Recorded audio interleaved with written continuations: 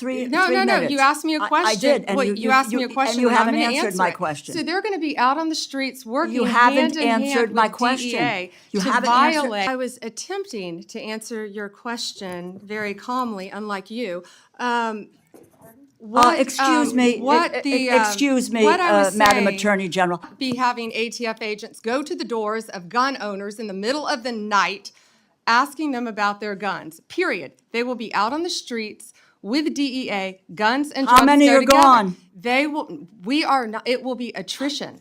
We are not firing agents. They will be working. How many with have DEA. taken attrition? So, what happens when two political powerhouses collide in Congress? You get fireworks, just like we saw when Pam Bondi and Rosa DeLauro faced off over proposed cuts to the ATF budget.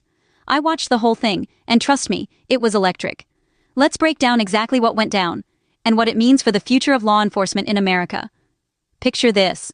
A packed House Appropriations Committee. Pam Bondi, former Florida Attorney General, comes in ready.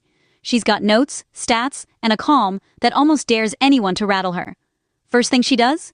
She drops a bombshell: fentanyl seizures are down 30% from last year, straight from U.S. Customs and Border Patrol. No speculation, just cold hard facts. Rosa DeLauro? She's not having it. She jumps in, grilling Bondi about her plan to slash the ATF's budget by 26% and take 4.4% off the DEA. DeLauro says it'll cripple America's war against illegal guns and drugs. But Bondi stands her ground. She's got a vision. Merge the ATF and DEA for efficiency. Guns and drugs go together, she says, so our agents should too. Now, DeLauro is relentless. She wants numbers, specifics, and she keeps cutting Bondi off. Mr. Chairman, just a quick note before I get to my questions. Fentanyl seizures are down 30% compared to last year, and that data is coming from the Customs and Border Patrol, CBP. I don't make it up, but fentanyl seizures are down.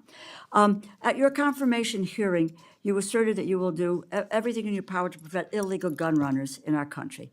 Your budget request for the Bureau of Alcohol, Tobacco, Firearms, and Explosives, ATF, proposes a cut of 26% below the current level. How can you justify such a massive cut without inevitably weakening ATF's ability to help our state and local law enforcement fight illegal gun trafficking? How many ATF law enforcement officers and industry operations investigators do you anticipate will be lost to attrition as a result of this funding reduction you're proposing? So, I am a career prosecutor, and I believe in keeping America safe, making America safe. First, what we're doing is ATF is going to be brought over with DEA. Everyone knows, everyone sitting up here, guns and drugs go together.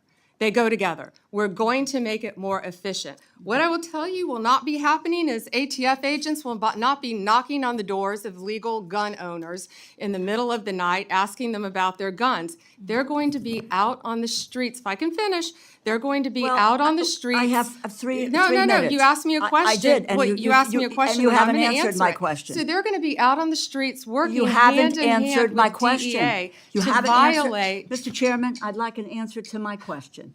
And the question is not being answered. How many ATF law enforcement officers and industry operations investigators do you anticipate will be lost to attrition as a result of the funding reduction you are proposing? You are proposing a 26% cut to ATF for fiscal year 2026, as well as a 4.4% cut to DEA. So you're going to merge the two agencies together, and then you're going to shortchange their resources, so neither one of them will be able to do the job that they have been designed to do. You've got a 34% cut to the high-intensity drug trafficking areas program, no dedicated money at all for the Organized Crime Drug Enforcement Task Force.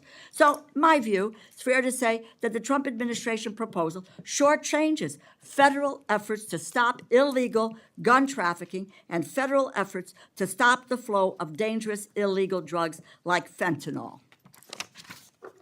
As I was attempting to answer your question very calmly, unlike you, Excuse me, Madam Attorney General. Answer yes or no. Tell me what the numbers are. I don't want to hear all of your filibuster about this. Go ahead, please. Tell us the numbers. So we are reorganizing. ATF agents want to be out on the street. Okay, working let me with answer the DEA question for you. agents. I'm going to answer it for you. Page, Mr. Chairman, you give me a certain amount of time, and I have a high respect for you, but I don't have to listen, nor do my colleagues have to listen to a filibuster when it's a simple question. But I have an answer to your question. It's page 146 of the department's fiscal year 2026 budget, and the performance summary explicitly says, and let me quote, ATF will eliminate 541 industry operation investigators, reducing ATF's capacity to regulate the firearms and explosive industries by approximately 40% in fiscal year 2026. ATF will perform fewer regulatory inspections. And the department summary goes on to say, and let me quote, ATF anticipates a reduction of approximately 284 support personnel and 186 agents based on historical attrition patterns, and these personnel cuts will impact ATF across various functions, unquote.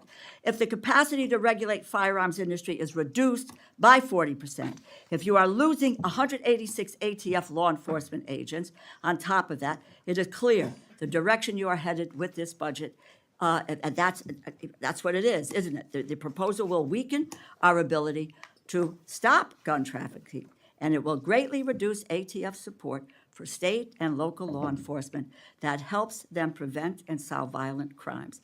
It's a bad proposal. Do you want to hear my answer in 3 seconds? You mentioned regulatory functions. We will not be having ATF agents go to the doors of gun owners in the middle of the night asking them about their guns, period. They will be out on the streets with DEA, guns and drugs. How many go are together. gone?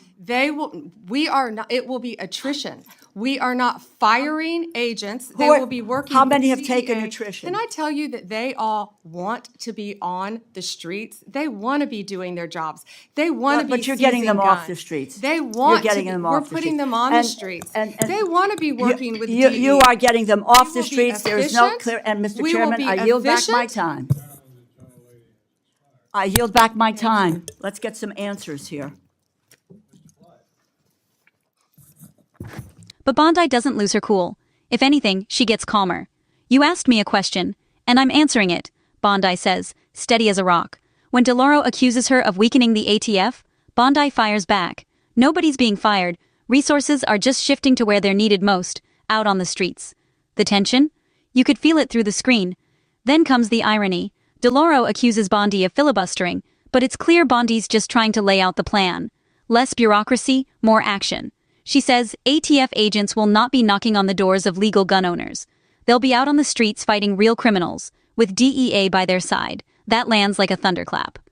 Bondi isn't just defending her budget, she's defending the rights of everyday Americans. As DeLauro gets more frustrated, quoting department summaries and tossing out big numbers, you can tell, the facts don't matter as much anymore. It's political theater. But Bondi? Unshaken. We are not firing agents. They will be working, on the streets, where they belong. Her message, focus, not weakness. When DeLauro barks, answer yes or no, Bondi keeps her cool. No grandstanding, no drama. Just clarity and conviction. Her final words seal the deal. We're putting agents on the streets. We're not pulling them off. They want to do their jobs, and we're letting them. That's leadership. If you thought Bondi held her own and stood up for law enforcement, efficiency, and your constitutional rights, hit that subscribe button and ring the bell, because I'm just getting started with these Capitol Hill deep dives. Bottom line? Pam Bondi brought the data, the composure, and a plan. Rosa DeLauro brought frustration and talking points. This was more than a clash of personalities. It was a showdown between political theater and practical leadership. And Bondi? She proved why she commands respect. Calm, focused, unwavering. This is one congressional clash the nation won't forget.